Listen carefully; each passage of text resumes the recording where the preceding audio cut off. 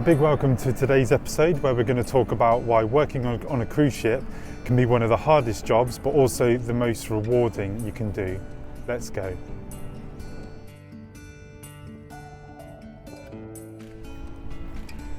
What do you think or feel when you see a ship as big and as grand as this? Maybe, oh, it's just a ship, people go on a holiday, I wish I was one of them. Or maybe you're in awe of the grandiosity of it and how beautiful, and you think, oh, I wonder where they're going, sailing the seven seas, seeing exotic places, meeting new people. For me, a guy who worked on a cruise ship about 12 years ago, the Princess of the Seas by Royal Caribbean, I have a mixed feeling of excitement and awe of the ship and where the people are going and the places they're going to see. Also a bit of sadness because I worked on one for a month and I feel like I quit the job maybe a bit too soon.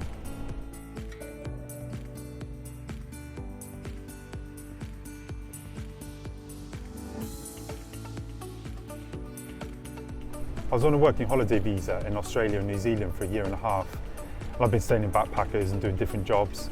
And I was very low on money and I was thinking what to do next. I didn't have a plan, I didn't know what job I was going to do. I needed to earn some money. And I saw an open day for working on the cruise ship for Steiner as a personal trainer. So I thought I'd go along. The lady said, don't be fooled by the wonderful pictures. This is a hard job. So I thought I'd apply, I'd give it a go. Fast forward a few months, and I'm heading down to Watford from the Cotswolds for a 3-month boot camp training course.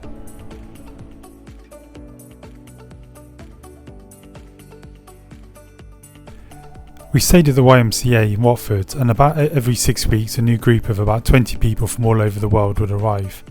Our training was for about 16 to 18 hours a day by the trainer called Wayne Zimmer. He was a brilliant man but really tough. Being in a group that was really highly stressed really brought us all together with really strong camaraderie. Everybody was really stretched but too invested to quit.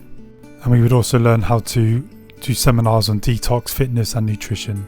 We learned how to do classes on stretch, boot camp, yoga, Pilates and spin. Wayne would present a seminar which was about 30 minutes long. Then we would have a couple of hours to practice doing it with our notes. Then a couple of hours later a group would do the seminar without their notes. This fear of humiliation in front of your peers really motivated everyone to really study. Wayne said that the course was the equivalent of a degree and I believe him because it was that tough. I was in Watford for about 10 weeks and it was the best learning experience I've had.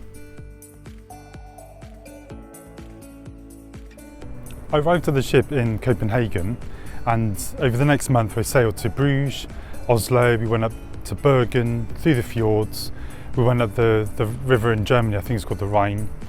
Went to Amsterdam, Dublin and then to Liverpool. It was a really cool experience. Most of the people on the ship got to leave the ship on the days that it was in port.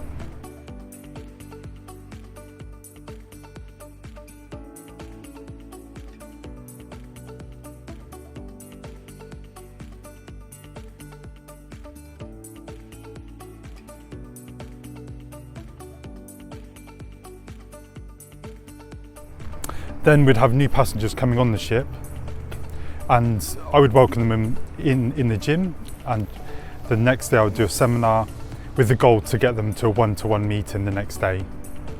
In the one-to-one meeting I would sell them detox products. That was my main goal because that was the biggest commission that I would get. I was also selling personal training and promoting the free services like the boot camps, the spin classes, yoga, Pilates and stretching.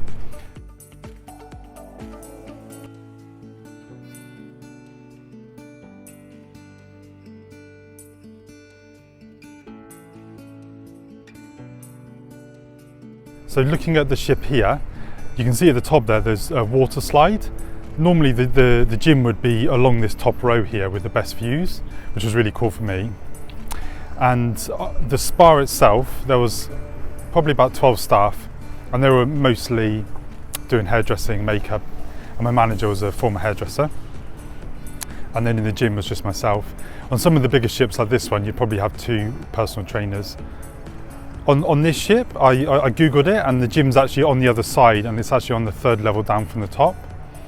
And they also have a jacuzzi and tennis courts and all sorts, so this is a pretty cool ship. And then right along the bottom here, sort of under the water, you'd have the staff living areas, and I had to share a room with a guy.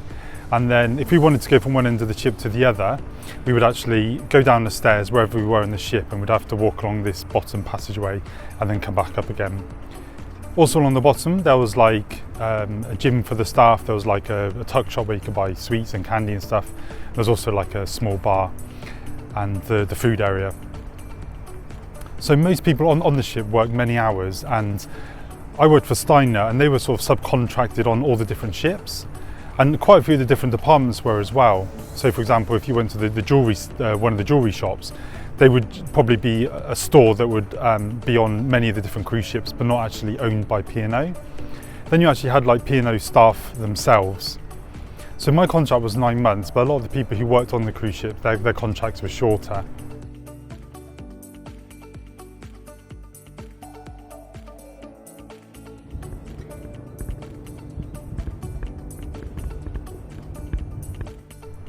So my working day was about 16 hours a day, and I wasn't actually working for every hour of those days. I would start in the morning doing abs classes, spin classes, yoga, Pilates, and then I would start doing these one-to-one meetings, which I would try and sell detox products. The goal was to fill up your day during the day with clients who wanted to buy the detox, therefore earning you commission and your boss commission. And your 8 hours off would either be on a port day or in the middle of that 16-hour day, so you'd still have to work the mornings and the evenings. So pretty much how it works is when you're on the ship, you're working the whole time, which is fine because there's not really a great deal else to do really. But yeah, it was a really good experience. If I'd stayed on my ship a few more days, I would have gone to St. Petersburg for my 30th, which would have been really cool. But that's okay, that's life, I guess.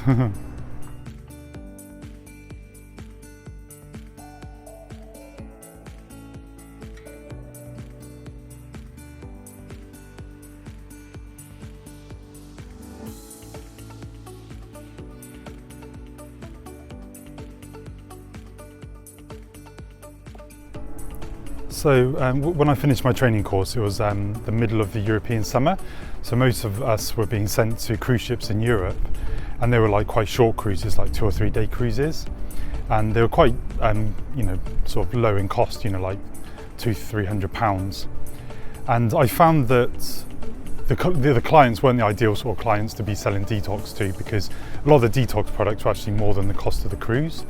And I wasn't, that combined with the fact that I'm not actually very good at sales, was I think one of the reasons why my relationship with my manager sort of broke down. She was a good lady, she was Dutch, and she was on commission only, and she would have had her sales targets. So I fully respect the fact that she had to put a bit pressure on me and the other staff to get the job done.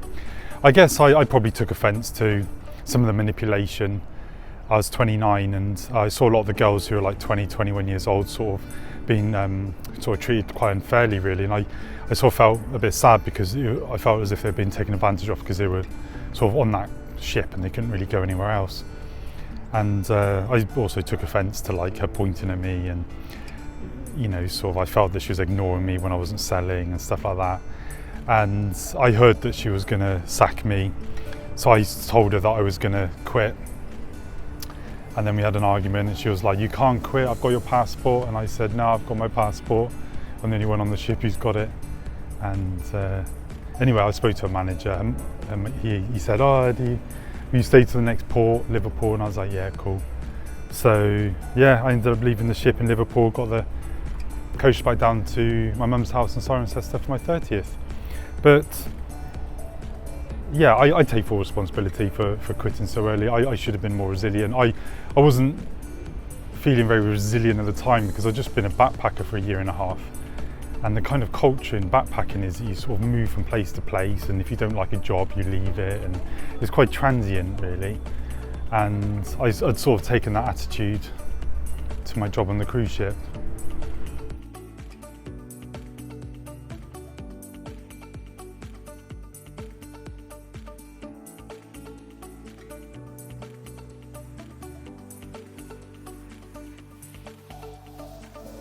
If you're thinking of working for Steiner on the cruise ship, I would definitely recommend it.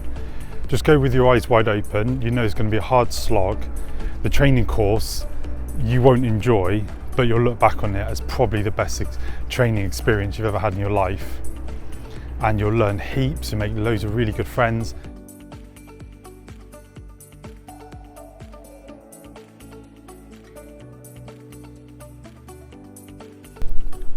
Thank you for watching today's video.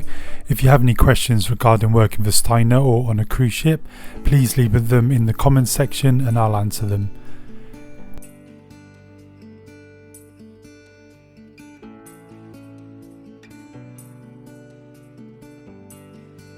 If you liked today's video, please could you do me a favour and like, subscribe and press the bell for notifications. Thank you.